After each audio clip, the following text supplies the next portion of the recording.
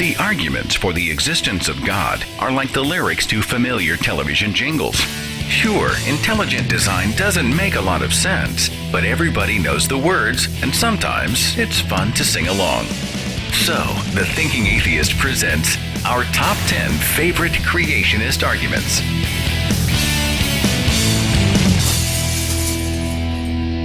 Number 1. Carbon dating isn't accurate to determine the age of the Earth.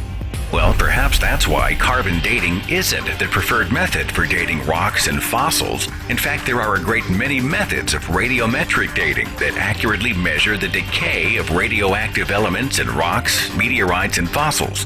And those methods can confidently measure the age of planet Earth to be 4.5 billion years. Number 2. You can't prove evolution. As opposed to proving the young Earth theory from primitive anonymous documents? Well, actually, man has unlocked the world of genetics to reveal that all living things have and do evolve, and that similarities exist between the DNA of plants, animals, and humans alike. Evolution is observable, provable science. To quote the famous evolutionary biologist Stephen Jay Gould, creationist critics often charge that evolution cannot be tested and therefore cannot be viewed as a properly scientific subject at all. This claim is rhetorical nonsense. Number 3. If man evolved from monkeys, why do we still have monkeys? This is like asking, if America was colonized by the English, why do we still have England? Next question, please. Number 4. The human eye is too complex to have evolved. This argument is also known as irreducible complexity. This gross oversimplification ignores creatures like the single-celled Euglena, which have evolved antennae for light. Mollusks and jellyfish have evolved varying grades of vision. Plus, consider this, the human eye is more poorly constructed and much less acute than the eye of the octopus or the great horned owl. Did God care more about the design of the horned owl than his own children? Number 5. Atheism is actually a religion. Indeed, much like not collecting stamps might be called a hobby, or not smoking might be called a habit. Number 6. Oh yeah? Well, scientist X believes in God. Well, that's nice. So did icons like Copernicus, Kepler, and Galileo, who also lived during the time of dirt floors, bleeding sick people to cure them of illness, and burning witches at the stake. Sir Isaac Newton was a believer and theologian. He was also an alchemist. Did Newton's groundbreaking research on gravity and the laws of motion also prove his belief that metals had magical powers and could be combined to make gold? Cherry pick all you want. The fact is, 93% of the members of the National Academy of Sciences reject the concept of God. That's not just a majority, it's an overwhelming majority. In fact, this is just a sampling of the reputable scientific organizations that reject intelligent design and support evolution by natural selection.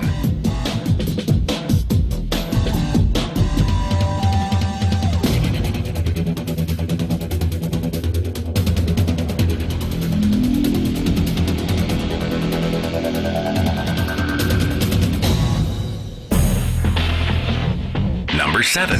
So you're saying that everything happened by chance? No. Well, chance certainly plays a part in the evolutionary cycle, but natural selection promotes non-random change of specific desirable traits over time. Living organisms didn't just pop into existence by chance, but they did evolve over millions, sometimes billions of years. Number 8. America was founded as a Christian nation. Actually, the U.S. Constitution never mentions God, and the mention of religion in Article 6 and the First Amendment serve to separate religion from government altogether.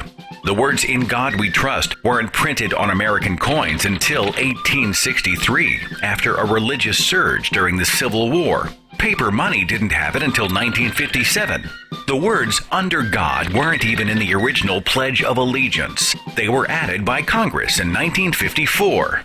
and many of our founding fathers were either deist or ambivalent about the Christian God, including Thomas Jefferson, Benjamin Franklin, James Madison, John Adams, Thomas Paine, and even George Washington.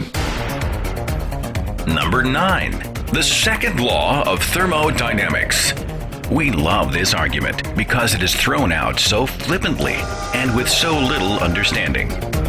In a nutshell, the second law of thermodynamics says that systems must become more disordered over time. So, complex living cells and organisms couldn't have come out of basic inanimate chemicals. In other words, more time means more chaos. What creationists fail to mention is that this law only works in a closed system where no energy or matter leaves or enters. The Earth is not a closed system. It receives outside heat and light from our sun's nuclear fusion, fueling simple organisms so that they can become more complex by consuming other forms of life and non-living materials. Here's an easy way to frustrate this argument when a Christian brings up the second law of thermodynamics. Ask him what the other laws are. When he shrugs and stares into space, you'll know how truly informed he is on the subject. And finally, number 10, our favorite. Adolf Hitler was an atheist. Well, actually, Hitler was raised Roman Catholic. In Mein Kampf, Hitler speaks of the creator of the universe and says the Aryan race was created by God. His religious views, or lack of them, remain in dispute. But using the name of history's greatest tyrant isn't an argument. It's a provocation that has nothing to do with the concept of evolution or creation. Invoking Hitler is a hot button designed to distract people from the true evidence that God only exists in the imagination of man. So there they are, our top 10 favorite creationist arguments. The next time you come up against one of these, just remember that your worldview is based on evidence. Their worldview includes an invisible divine daddy, 2 naked people and a talking snake, contradictory documents written in the Bronze Age, the wearing of torture devices around one's neck, and bumper stickers that proudly say, 7 days without prayer makes 1 week. For the record, we're not sure the creationist argument could be much weaker. We're just saying.